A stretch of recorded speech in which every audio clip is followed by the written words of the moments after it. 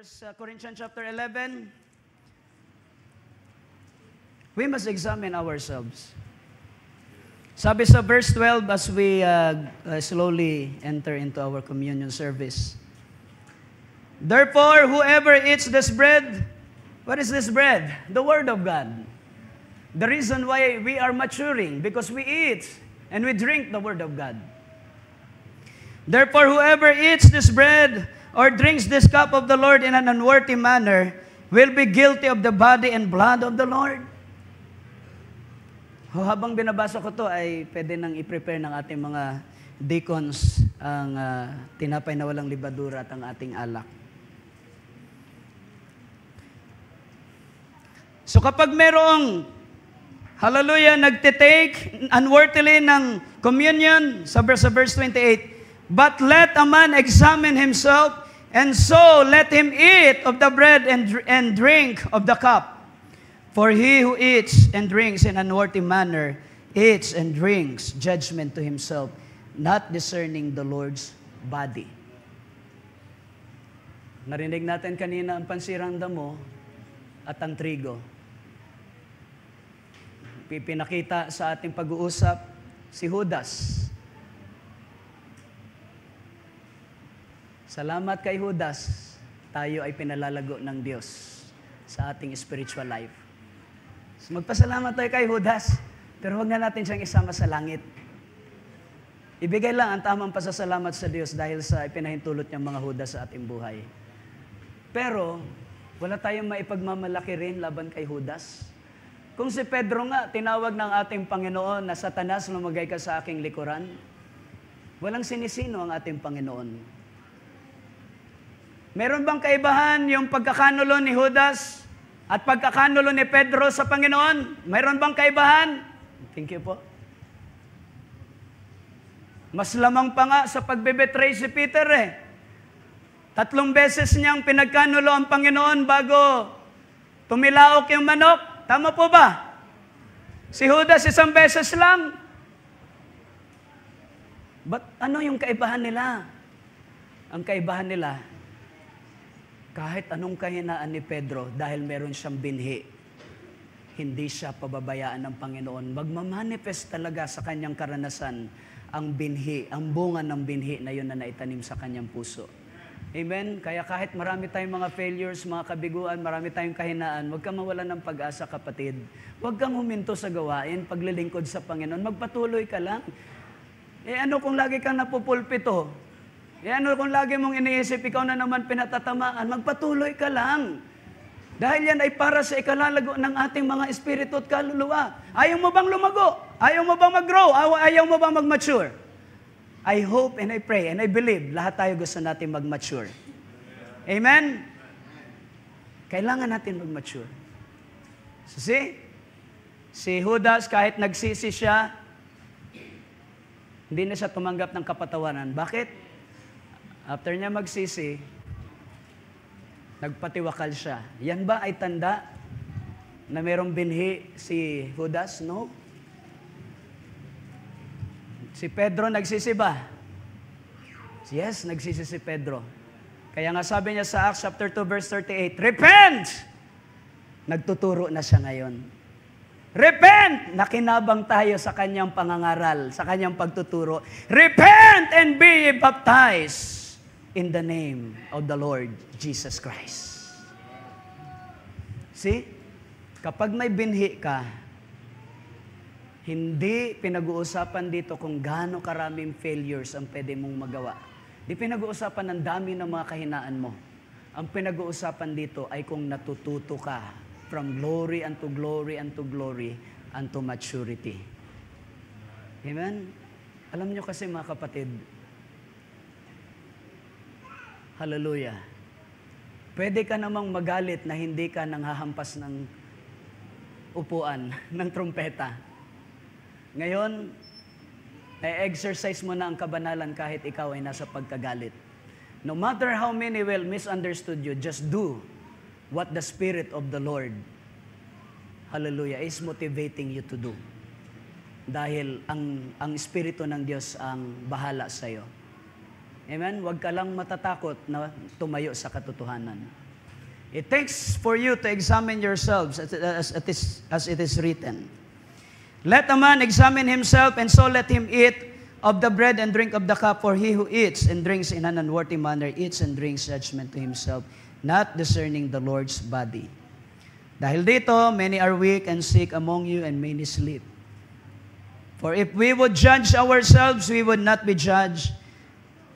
But when we are judged, we are chastened by the Lord, that we may not be condemned with the world. Napakaganda, di ba? Di ba, linang i-chasten ka ng Panginoon? Paluin ka paminsan-minsan ng Panginoon. And I'm not sure we'll always thank the Lord for that. Kaysa naman ikaw ay hatulan kasama ng sanlibutan, kasama ng pansirang damo. Hallelujah! Kaya, paumanhin kung inuna natin basahin ito. Therefore, my brethren, when you come together to eat, wait for one another. But if anyone is hungry, let him eat at home, lest you come together for judgment. And the rest I will set in order when I come. See? Kakain ka lang naman ng tinapay at iinom ng alak, i-judgment agad. Ang bigat. Pero dito nasusubukan kung paano natin minamahal at pinapahalagahan ang salita ng Diyos sa kaliit-liitan hanggang sa kalalim-laliman. Amen? Kaya nga mga young people, take it seriously. Hindi habang panahon, mga bata kayo, you will face accountability and responsibility sooner. Kaya nga, mas magandang ma-build up ang ating mga kabataan sa kanilang response at accountability from the Word of God. Not from the wisdom of the world. So, we need to examine ourselves para patuloy tayong lumago spiritually. Now, dito sa verse 23, akyat lang natin. For I received from the Lord that which I also delivered to you, that the Lord Jesus on the same night in which he was betrayed took bread, and when he had given thanks, he broke it and said, Take it, this is my body which is broken for you. Do this in remembrance of me. In the same manner, he also took the cup after supper, saying, This cup is the new covenant in my blood. This do as often as you drink it in remembrance of me. For as often as you eat this bread and drink this cup, you proclaim the Lord's death till He comes. So you see, mga simbolo lang ito. Pero kapag worthy ka to eat this bread and to drink this cup of wine, when you are worthy, when you are with the sign of maturity, hallelujah, nagiging proclamator ka. Nagkakaroon ka ng declaration sa iyong buhay at ang dinedeclare mo yung kahalagahan ng kamatayan ng ating Panginoon hanggang siya'y pumarito. Ang kamatayan ng ating Panginoon ay naging mitsa para mamatay din tayo sa ating unang pagkatao, na walang mabuti at matuwid sa ating unang pagkanilalang. Pero ang pagkanilalang natin kay Kristo is totally changed, totally renewed, totally reborn. That's why, mga kapatid, hindi na bago sa atin ang mga bagay na ito. Maging responsible at accountable tayo every piece of the unleavened bread na ating kakainin sa oras na ito, and every piece of wine na ating iinumin. Ito'y sagrado sa Panginoon. Habang gagawin natin ito, mapuspos nawa tayo ng Espiritu ng Diyos. Habang gagawin natin ito, mapuspos nawa tayo ng pag-ibig ng ating Panginoon. How can you know if you love the Lord? You will know that you love the Lord if you love your brethren. That is the sign of your love for the Lord. Loving your brethren, no matter who and what he is or she is a sign that you have the divine love in your heart. Amen? Handa na ba tayo?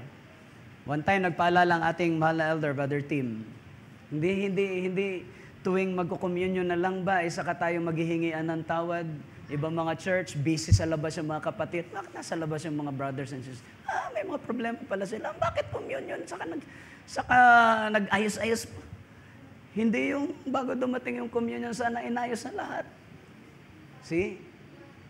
When we take it unworthily, kapag meron kang daladalang bigat laban sa iyong kapatid, you are also declaring judgment for your body, soul, and spirit. Kaya ganun ito kasagrado, mga kapatid. Remember Judas when he took the communion with the Lord Jesus. Yan yung summary ng 1 Corinthians chapter 11. So tayo ay mananalangin, magpapasalamat, itataas natin sa Panginoon ang tinapay at alak. Nagpapasalamat ba tayo sa hapong ito dahil ang Diyos ay patuloy na nangungusap sa atin by sounding His trumpet? Salamat sa Diyos sa kalakasan. Salamat sa inyong panalangin. Hallelujah, dahil binigyan din ako ng kapangyarihan at kalakasan para i-deliver ang Word of God na tama yung sabi ni Brother Buboy kanina, pag tayo mo dyan, magaling ka na. Thank you for the word of wisdom sa ating mahal na elder for pronouncing the blessing of healing and strength. Hallelujah. Buhay ang ating Panginoon. He is sounding His trumpet. Hallelujah. Pakitaas na lang po ang tinapay at ang alak ng sabay. Tayo po'y manalangin. Ama naming banal, nagpapasalamat kami dahil sa presensya mo'y may kalakasan at kagalingan, may kapayapaan ng puso at kaluluwa. Sa iyong presensya ay may pagkatuto, Panginoon, may paglago sa aming pananampalataya. Sa iyong presensya, Panginoong Diyos, ay mayroong dakila at kakaibang karanasan na aming nararanasan. Ipinagpapasalamat po namin sa iyo, O Diyos, ang mga salita ng buhay na kanina pang umaga ay naririnig namin at aming iniimbak sa aming mga kaluluwa na tilabaga higit pa ito sa diamante, sa ginto at sa pilak o anumang mamahaling bato. Ganon ito kahalaga sa amin, Panginoon. Gaano man kami nagkukulang, gaano man kami, Panginoon, na stumble sa ilang mga pagkakataon, ilang mga bagay. But we thank Thee, Father, for you know our hearts. Ikaw ay higit na dakila kaysa sa aming mga puso. Napapatawad mo ang aming mga pagkukulang kapag kami ay nagpasimula ng mag-recognize ng aming kamalian, nag-recognize ng aming mga pagkukulang. Ikaw ay mabuti na Diyos na hindi mo hinahayaang hindi unatang yung bisig para ipamalas ang iyong pag-ibig at pagmamahal sa iyong mga hirang bago pa man ang sanlibutan ay matatag.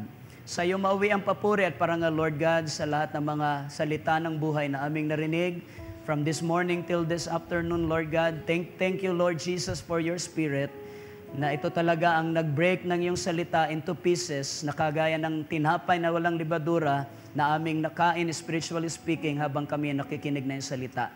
Salamat sa kalakasan ng katawan, sa alertong pag-iisip, hinayaan mong gising kami habang ang pangangaral, Panginoon, ay patuloy naming naririnig kanina. At narito, O Diyos, habang kami ay papasok sa communion service, hinihiling ko po, Panginoon, madama ka nawa ng bawat mga kababaihan at kalalakihan, mga magulang at mga kabataan sa oras na ito. Looking unto Jesus, the author and finisher of our faith.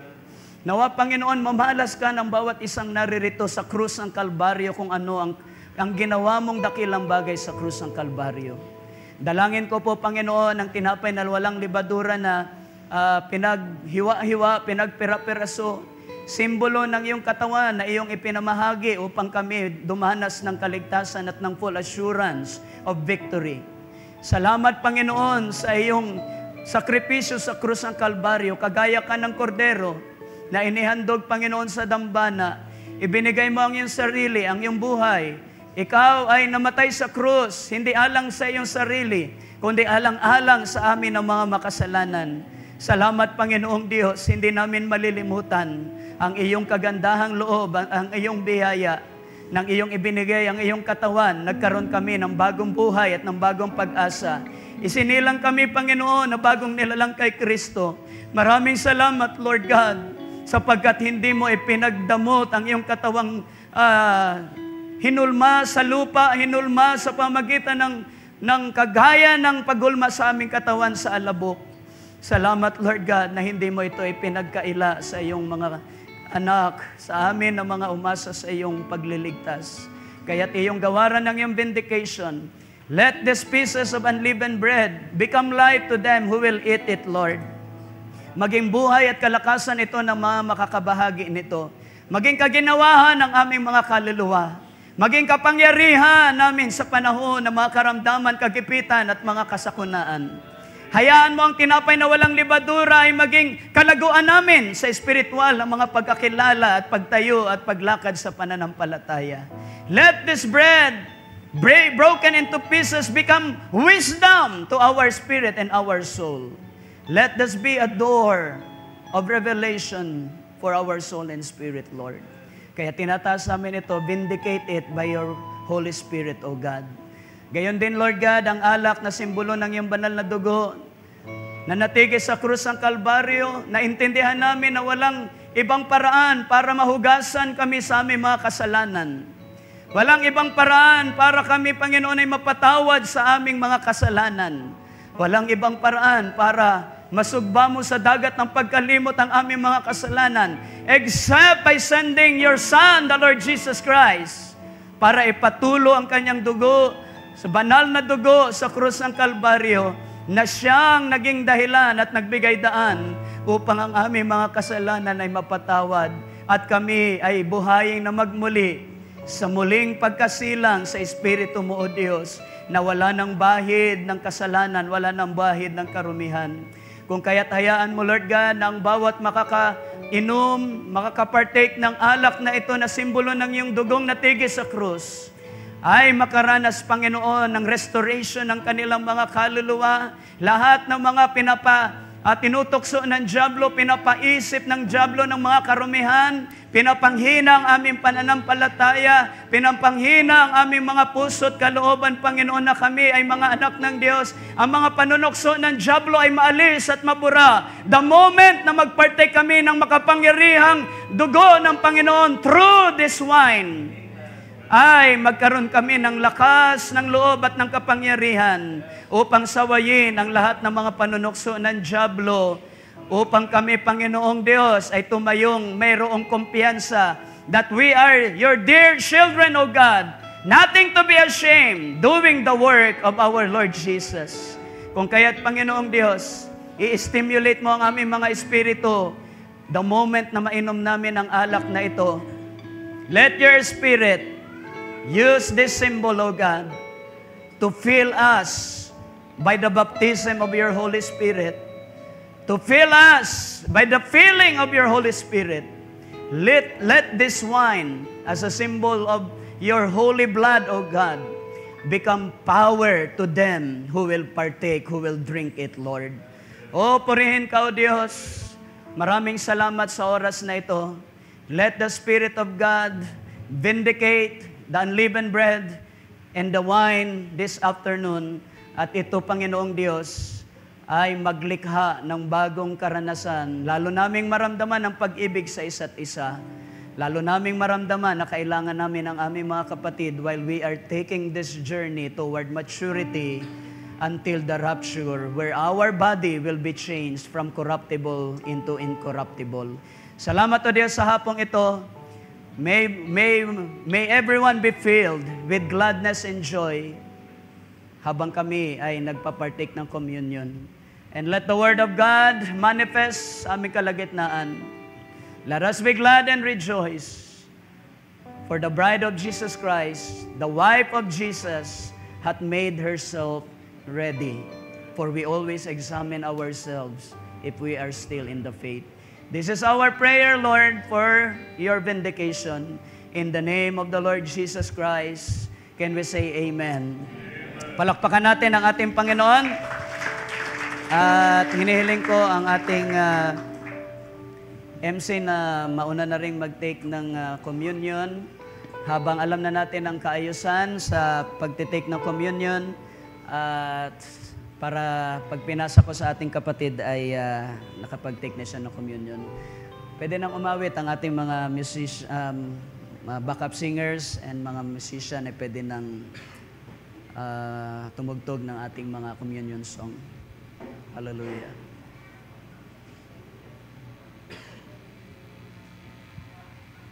Praise the Lord. Palakpakan natin ang ating Panginoon. Masaya ba kayo, mga kapatid? Praise the Lord. Hallelujah.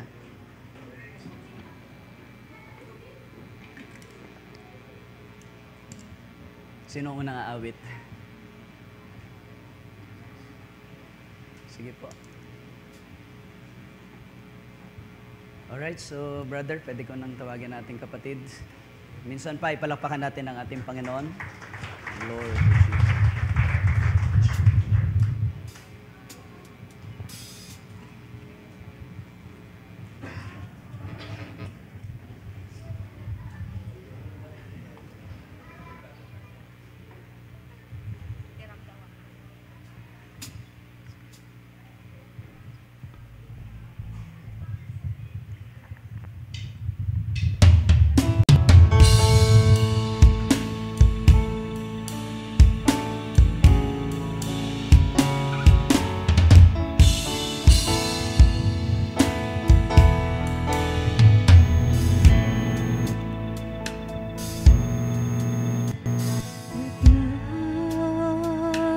Jesus.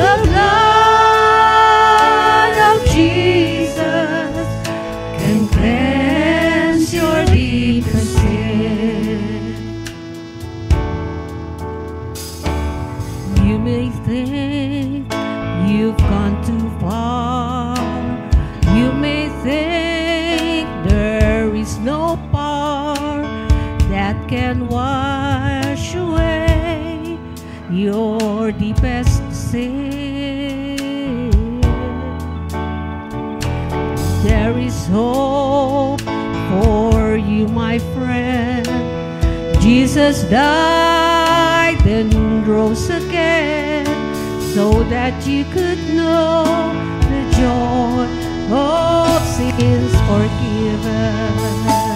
Oh, the blood of Jesus, the blood of Jesus, the blood of Jesus can cleanse your deepest stain.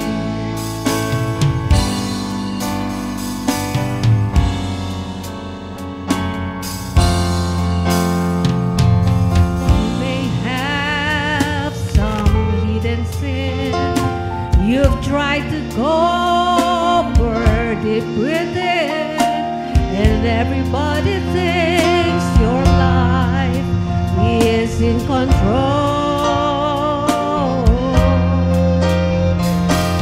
You can run, but you can't hide. God sees everything inside, but forgiveness waits at the foot of Calvary's cross. The blood of Jesus, the blood of Jesus, the blood of Jesus that cleanse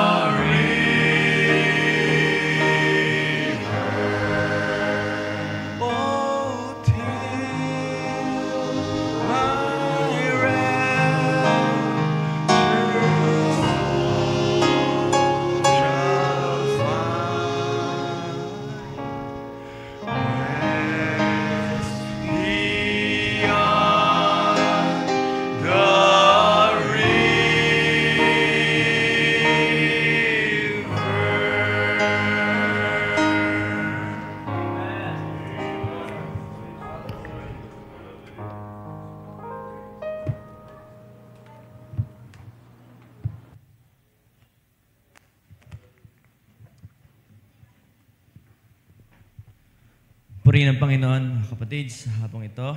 Maaari po ba natin muling palakpakan ng ating Panginoon? Hallelujah! Hallelujah! Salamat sa Panginoon sa napapanahong mensahe. Are we grateful po ba mga kapatid sa ating mga narinig sa buong araw na ito? Hallelujah. Tayo po ba ay napuno ng kagalakan mula sa Panginoon? Amen. Hallelujah. Salamat sa ating Panginoon dahil bago pa tumunog ang huling trompeta, meron ng naunang gospel trumpet sa ating panahon. Na umaakay, hallelujah, sa nobya ni Kristo patungo sa kasakdalan. Hallelujah. At sa mga sandaling ito, sino ang makakapagsabi na sa biyaya ng Panginoon, ako ay nobya ni Kristo? Hallelujah. At ang realidad, mga kapatid, ng pagiging nobya ni Kristo ay siya ay willing na mag-pursue ng maturity. Amen? Siya ay willing to subject, willing siyang magpasakop sa kalooban ng Panginoon without any disobedience, without any unforgiveness. Hallelujah. Without any spot of darkness. Hallelujah. But, hallelujah, siya ay subject na magpasakop pa, hallelujah, sa kalooban ng Panginoon. Hallelujah. Na madamitan, hallelujah, ng salita ng Diyos. Hallelujah. Bago dumating ang bridegroom, hallelujah, sa mga huling panahon. Kaya sa mga sandaling ito, hallelujah, nais ko kayong tanungin muli, mga kapatid. Kayo ba ang nobya na yan ni Kristo?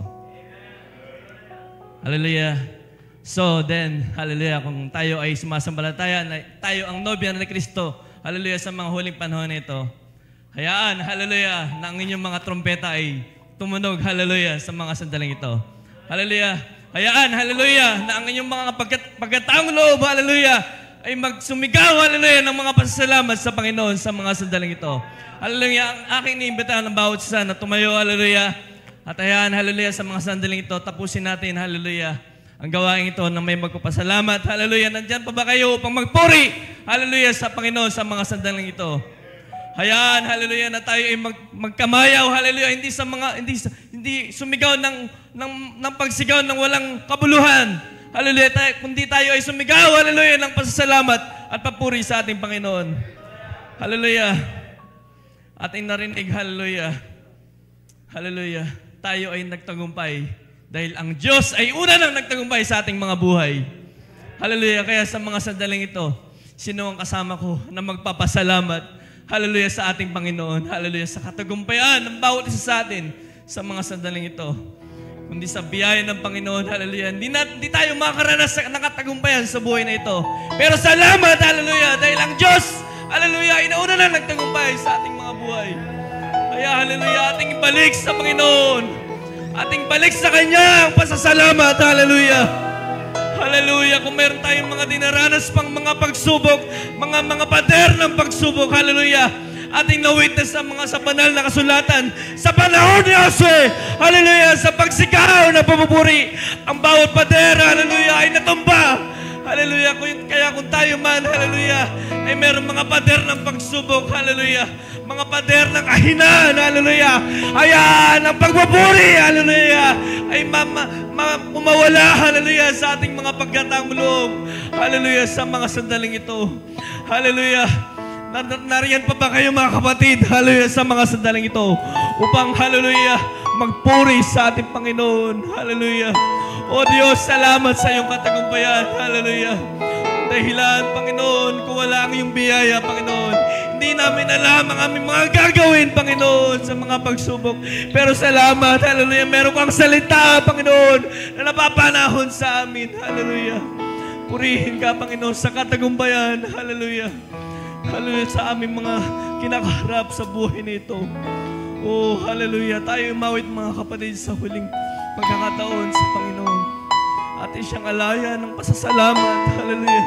Sapagkat ang Diyos ay tunay na mabuti sa ating mga buhay. Siya ay mahabagin sa ating mga buhay. Hallelujah. Hallelujah. I'm a Nazarite, separated from this world to serve you, Lord. Amen. Hallelujah. Ordained before the world was formed to bring forth fruits of righteousness by your Spirit, Lord. Yes. Hallelujah. But sometimes I see myself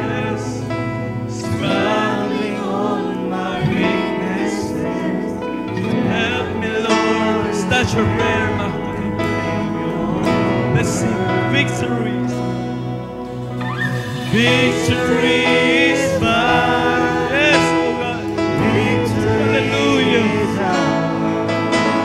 We will not give up. Yes, we will overcome. The Lord is on our side. Hallelujah.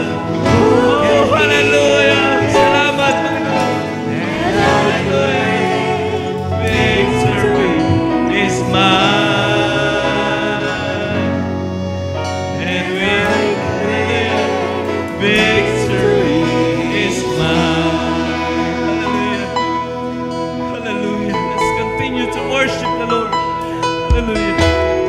Trust you, Lord, with all my heart. Yes, oh God.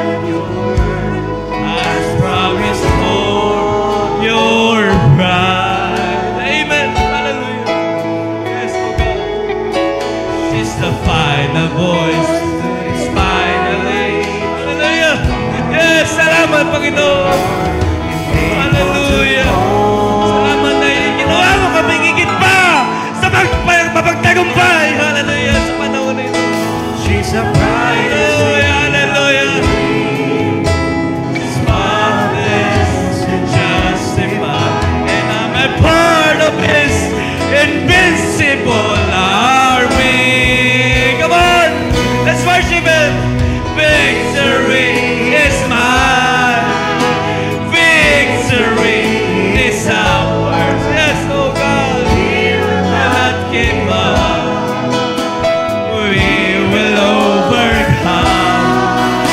The Lord is on our side. Who can be against us? And we claim victory is mine. And I claim. Ating ulitin yung second stanza. Ating unawain ang mga mensahe ng awit, mga kapatid. Hallelujah. I trust you, Lord, with all my heart. Believe all that your word has promised for your bride. Yes, oh God, hallelujah. She's the final voice that is finally more than conqueror. Hallelujah. Yes, hallelujah. Hallelujah. Hallelujah. She's a bride. She's a bride that's wrinkle-free, spotless and justified. And